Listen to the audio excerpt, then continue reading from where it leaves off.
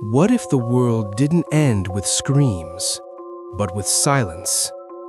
No people, no proof, only voices through wires, screens, and signals you can't trust. Tonight's story asks a terrifying question. If everything you see can lie, how do you know what's real? Sunday. I'm not sure why I'm writing this down on paper and not on my computer. I guess I've just noticed some odd things. It's not that I don't trust the computer, I just need to organize my thoughts. I need to get down all the details somewhere objective, somewhere I know that what I write can't be deleted or changed. Not that that's happened. It's just everything blurs together here, and the fog of memory lends a strange cast to things. I'm starting to feel cramped in this small apartment. Maybe that's the problem.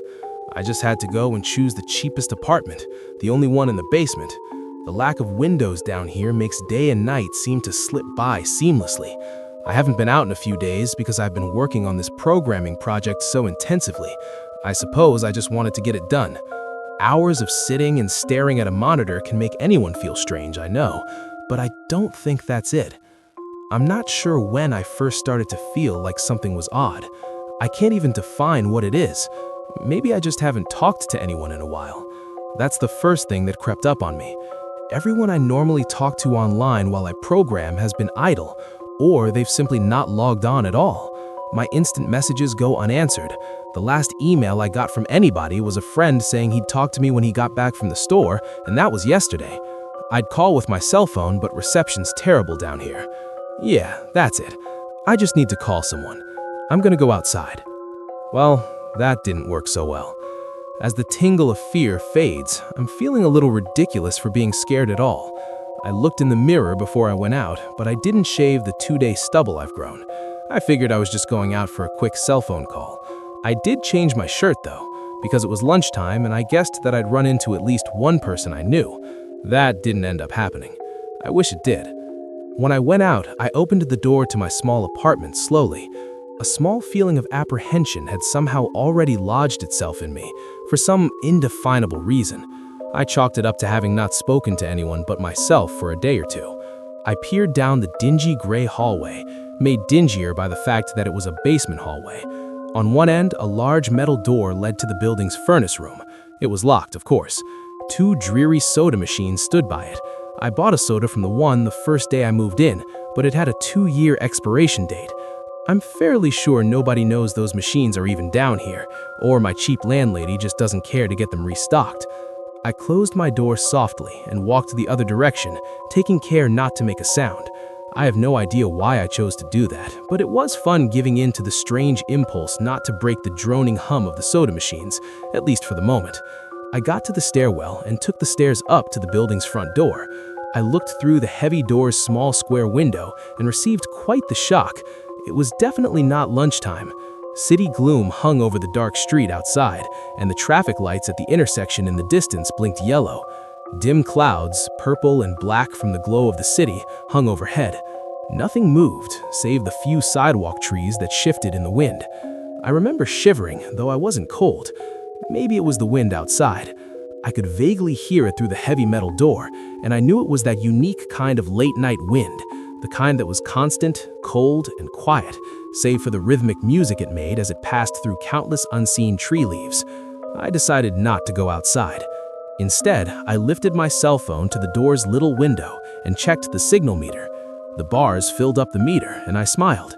Time to hear someone else's voice, I remember thinking, relieved. It was such a strange thing to be afraid of nothing. I shook my head, laughing at myself silently. I hit speed dial for my best friend Amy's number and held the phone up to my ear. It rang once, but then it stopped.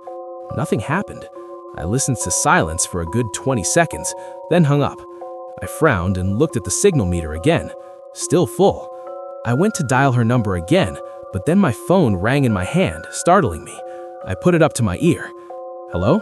I asked, immediately fighting down a small shock at hearing the first spoken voice in days, even if it was my own.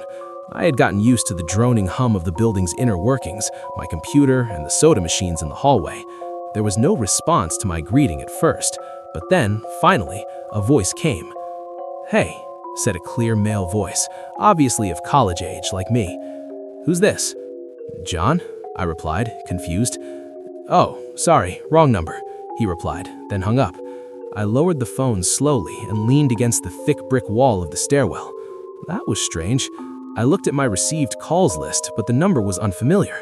Before I could think on it further, the phone rang loudly, shocking me again. This time, I looked at the caller before I answered. It was another unfamiliar number. This time, I held the phone up to my ear, but said nothing. I heard nothing but the general background noise of a phone. Then a familiar voice broke my tension. "John?" was the single word in Amy's voice. I breathed a sigh of relief. "Hey, it's you." "Who else would it be?" she responded. "Oh, the number. I'm at a party on 7th Street and my phone died just as you called me. This is someone else's phone, obviously." "Oh, okay," I said. "Where are you?" she asked. My eyes glanced over the drab, whitewashed cylinder block walls and the heavy metal door with its small window. "At my building," I sighed, just feeling cooped up.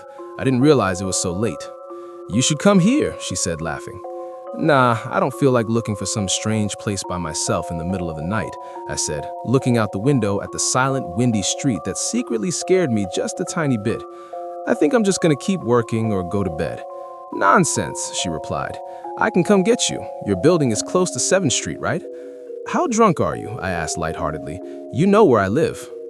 "Oh, of course," she said abruptly. "I guess I can't get there by walking, huh?" "You could if you wanted to waste half an hour," I told her. "Right," she said. "Okay, have to go. Good luck with your work." I lowered the phone once more, looking at the numbers flash as the call ended. Then, the droning silence suddenly reasserted itself in my ears. The two strange calls and the eerie street outside just drove home my aloneness in this empty stairwell. Perhaps from having seen too many scary movies, I had the sudden, inexplicable idea that something could look in the door's window and see me, some sort of horrible entity that hovered at the edge of aloneness, just waiting to creep up on unsuspecting people that strayed too far from other human beings. I knew the fear was irrational, but nobody else was around, so I jumped down the stairs, ran down the hallway into my room, and closed the door as swiftly as I could while still staying silent. Like I said, I feel a little ridiculous for being scared of nothing, and the fear has already faded. Writing this down helps a lot. It makes me realize that nothing is wrong. It filters out half-formed thoughts and fears and leaves only cold, hard facts. It's late, I got a call from a wrong number, and Amy's phone died, so she called me back from another number. Nothing strange is happening. Still, there was something a little off about that conversation. I know it could have just been the alcohol she'd had. Or was it even her that seemed off to me? Or was it... Yes, that was it. I didn't realize it until this moment, writing these things down. I knew writing things down would help. She said she was at a party, but I only heard silence in the background. Of course, that doesn't mean anything in particular, as she could have just gone outside to make the call. No, that couldn't be it either. I didn't hear the wind. I need to see if the wind is still blowing. Monday. I forgot to finish writing last night. I'm not sure what I expected to see when I ran up the stairwell and looked out the heavy metal door's window. I'm feeling ridiculous. Last night's fear seems hazy and unreasonable to me now. I can't wait to go out into the sunlight. I'm going to check my email, shave, shower, and finally get out of here. Wait, I think I heard something. It was thunder. That whole sunlight and fresh air thing didn't happen. I went out into the stairwell and up the stairs only to find disappointment. The heavy metal door's little window showed only flowing water as torrential rain slammed against it. Only a very dim, gloomy light filtered in through the rain, but at least I knew it was daytime, even if it was a gray, sickly, wet day.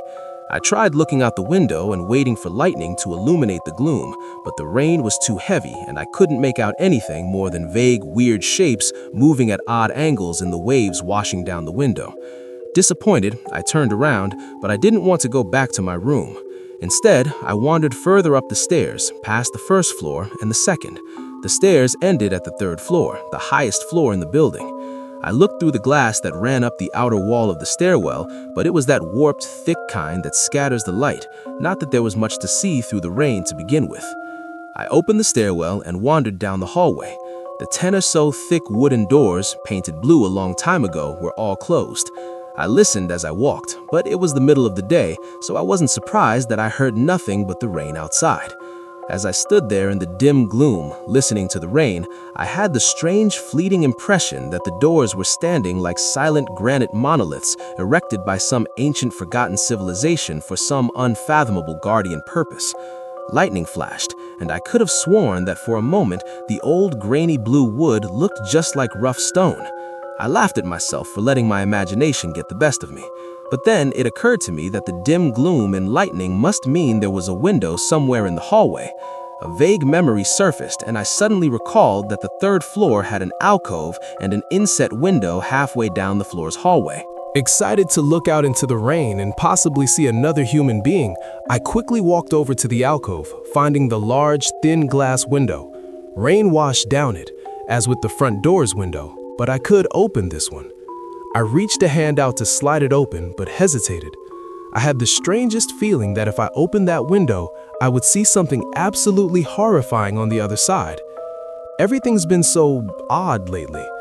So I came up with a plan, and I came back here to get what I needed. I don't seriously think anything will come of it, but I'm bored, it's raining, and I'm going stir-crazy. I came back to get my webcam.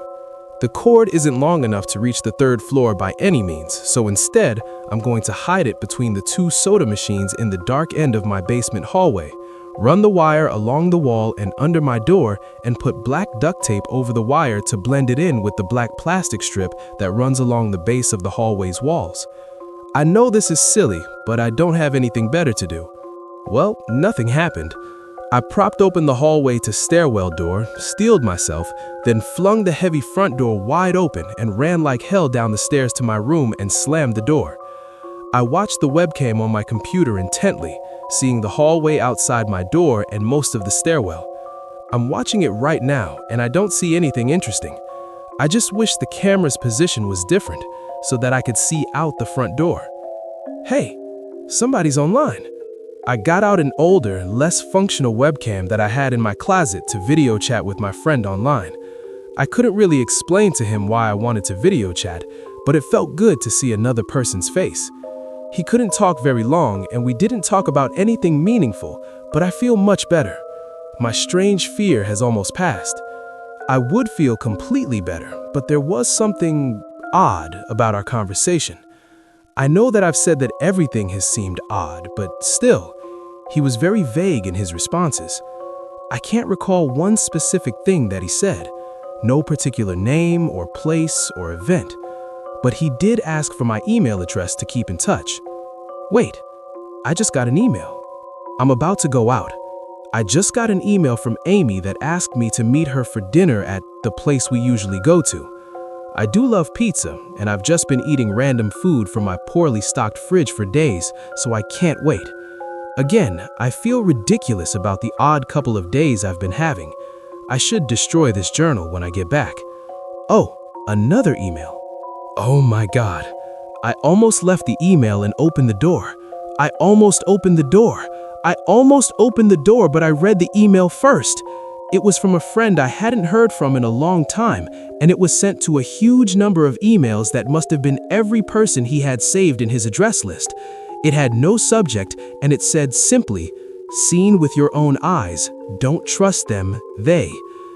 What the hell is that supposed to mean? The words shock me, and I keep going over and over them. Is it a desperate email sent just as something happened? The words are obviously cut off without finishing. On any other day, I would have dismissed this as spam from a computer virus or something. But the words, "seen with your own eyes," I can't help but read over this journal and think back on the last few days and realize that I have not seen another person with my own eyes or talked to another person face to face. The webcam conversation with my friend was so strange, so vague, so eerie now that I think about it. Was it eerie, or is the fear clouding my memory? My mind toys with the progression of events I've written here, pointing out that I have not been presented with one single fact that I did not specifically give out unsuspectingly. The random wrong number that got my name and the subsequent strange return call from Amy, the friend who asked for my email address. I messaged him first when I saw him online, And then I got my first email a few minutes after that conversation. Oh my God, that phone call with Amy. I said over the phone, I said that I was within half an hour's walk of 7th Street. They know I'm near there. What if they're trying to find me? Where is everyone else? Why haven't I seen or heard anyone else in days? No, this is crazy. This is absolutely crazy. I need to calm down. This madness needs to end. I don't know what to think.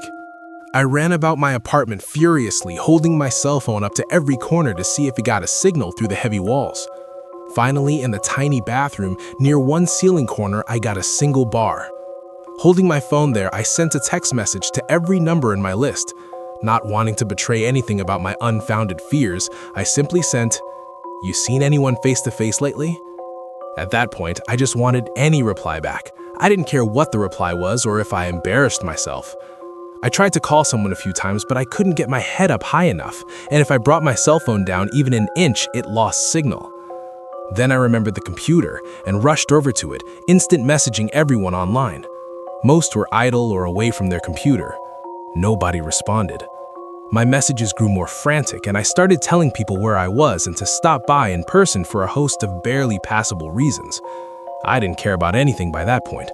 I just needed to see another person. I also tore apart my apartment looking for something that I might have missed, some way to contact another human being without opening the door. I know it's crazy. I know it's unfounded, but what if? What if? I just need to be sure. I taped the phone to the ceiling in case. Tuesday. The phone rang. Exhausted from last night's rampage, I must have fallen asleep. I woke up to the phone ringing and ran into the bathroom, stood on the toilet and flipped open the phone taped to the ceiling. It was Amy, and I feel so much better. She was really worried about me, and apparently had been trying to contact me since the last time I talked to her. She's coming over now, and yes, she knows where I am without me telling her. I feel so embarrassed. I am definitely throwing this journal away before anyone sees it. I don't even know why I'm writing in it now. Maybe it's just because it's the only communication I've had at all since God knows when.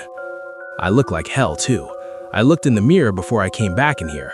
My eyes are sunken, my stubble is thicker, and I just look generally unhealthy. My apartment is trashed, but I'm not going to clean it up. I think I need someone else to see what I've been through. These past few days have not been normal. I am not one to imagine things. I know I have been the victim of extreme probability. I probably missed seeing another person a dozen times.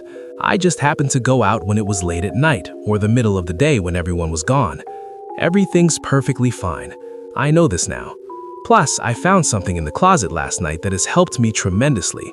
A television. I set it up just before I wrote this, and it's on in the background.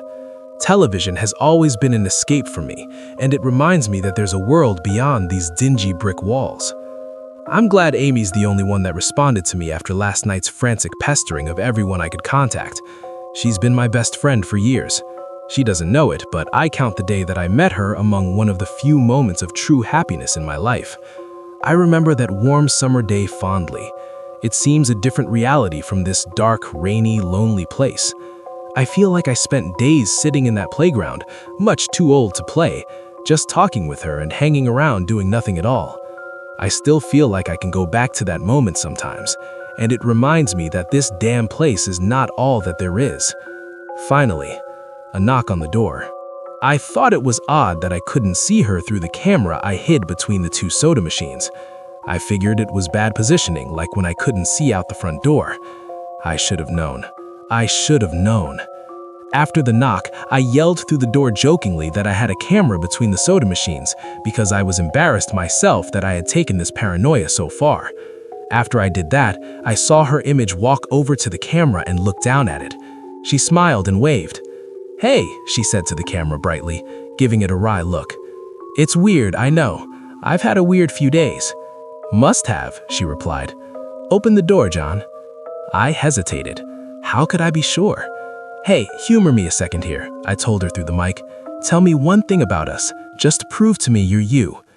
She gave the camera a weird look.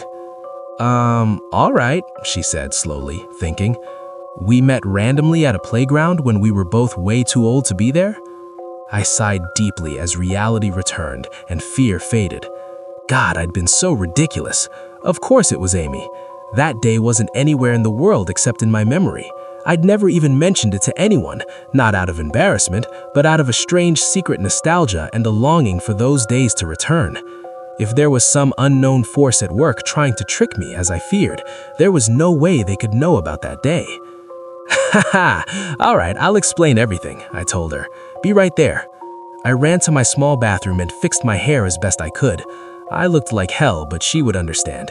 Snickering at my own unbelievable behavior and the mess I'd made of the place, I walked to the door. I put my hand on the doorknob and gave the mess one last look. So ridiculous, I thought.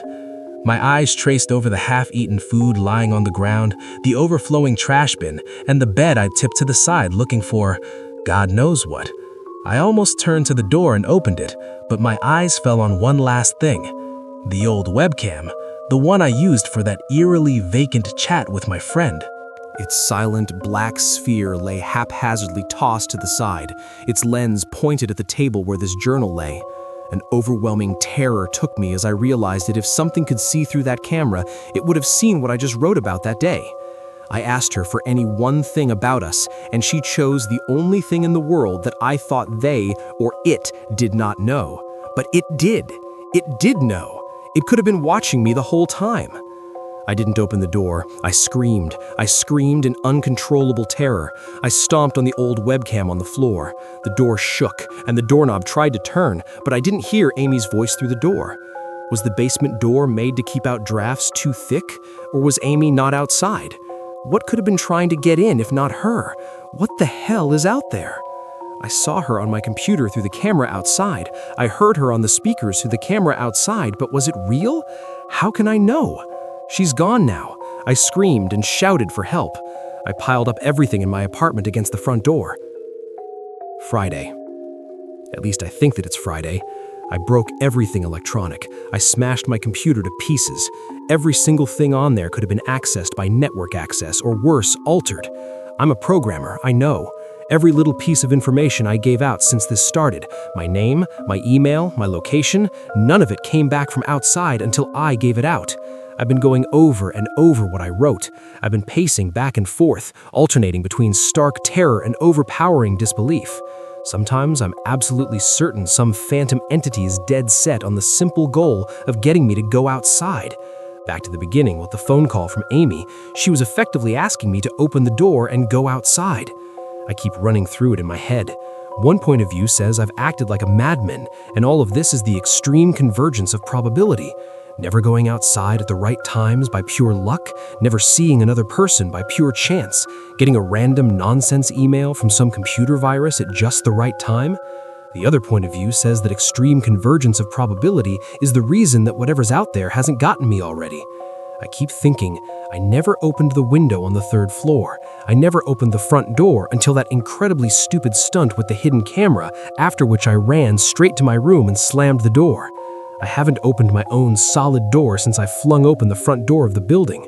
Whatever's out there, if anything's out there, never made an appearance in the building before I opened the front door. Maybe the reason it wasn't in the building already was that it was elsewhere getting everyone else, and then it waited until I betrayed my existence by trying to call Amy, a call which didn't work until it called me and asked me my name. Terror literally overwhelms me every time I try to fit the pieces of this nightmare together. That email, short, cut off. Was it from someone trying to get word out? Some friendly voice desperately trying to warn me before it came? Seen with my own eyes, don't trust them? Exactly what I've been so suspicious of.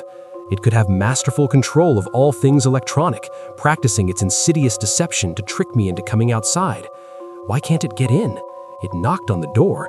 It must have some solid presence. The door. The image of those doors in the upper hallway as guardian monoliths flashes back in my mind every time I trace this path of thoughts. If there is some phantom entity trying to get me to go outside, maybe it can't get through doors. I keep thinking back over all the books I've read or movies I've seen, trying to generate some explanation for this. Doors have always been such intense foci of human imagination, always seen as wards or portals of special importance. Or perhaps the door is just too thick. I know that I couldn't bash through any of the doors in this building, let alone the heavy basement ones. Aside from that, the real question is, why does it even want me? If it just wanted to kill me, it could do it any number of ways, including just waiting until I starve to death. What if it doesn't want to kill me? What if it has some far more horrific fate in store for me? God, what can I do to escape this nightmare? A knock on the door. Answer. I told the people on the other side of the door I need a minute to think and I'll come out. I'm really just writing this down so I can figure out what to do. At least this time I heard their voices. My paranoia, and yes, I recognize I'm being paranoid, has me thinking of all sorts of ways that their voices could be faked electronically. There could be nothing but speakers outside, simulating human voices. Did it really take them 3 days to come talk to me? Amy is supposedly out there, along with 2 policemen and a psychiatrist. Maybe it took them 3 days to think of what to say to me. The psychiatrist's claim could be pretty convincing if I decided this has all been a crazy misunderstanding and not some entity trying to trick me into opening the door. The psychiatrist had an older voice, authoritarian but still caring. I liked it. I'm desperate just to see someone with my own eyes. He said I have something called cyber-psychosis, and I'm just one of a nationwide epidemic of thousands of people having breakdowns triggered by a suggestive email that got through somehow. I swear he said got through somehow. I think he means spread throughout the country inexplicably, but I'm incredibly suspicious that the entity slipped up and revealed something. He said I am part of a wave of emergent behavior, that a lot of other people are having the same problem with the same fears, even though we've never communicated. That neatly explains the strange email about eyes that I got. I didn't get the original triggering email, I got a descendant of it. My friend could have broken down too and tried to warn everyone he knew against his paranoid fears. That's how the problem spreads, the psychiatrist claims. I could have spread it too, with my texts and instant messages online to everybody I know. One of those people might be melting down right now after being triggered by something I sent them, something they might interpret any way that they want, something like a text saying, "Seeing anyone face to face lately?" The psychiatrist told me that he didn't want to lose another one, that people like me are intelligent and that's our downfall. We draw connections so well that we draw them even when they shouldn't be there. He said it's easy to get caught up in paranoia in our fast-paced world, a constantly changing place where more and more of our interaction is simulated. I have to give him one thing. It's a great explanation. It neatly explains everything. It perfectly explains everything, in fact.